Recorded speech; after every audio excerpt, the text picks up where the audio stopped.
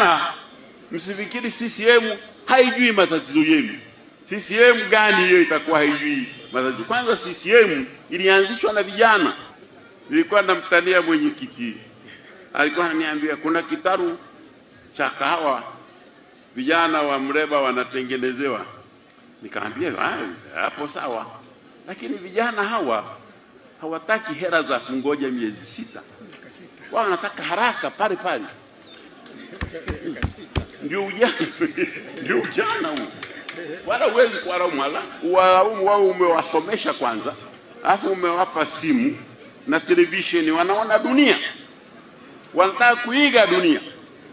Kwa hiyo viko miradi ambayo vijana wakipewa wanafaidika. Moja ni uvuvi wa kisasa, unawapa zana, wanaenda wanavua. Kama ni kilimo, waingize katika kilimo cha mazao yanayoiva haraka.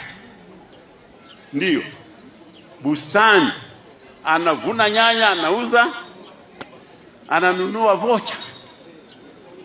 Maana kwa vijana anaweza kulala njaa lakini akawa na vocha,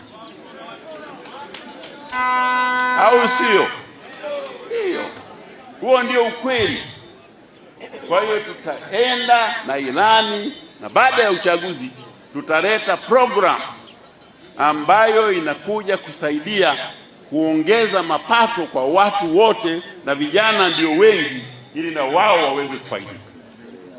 Tunawaomba mwende kwa wananchi, mkawaeleze kazi iliyofanyika na serikali ya CCM, na watuma kwa kazi hiyo, maana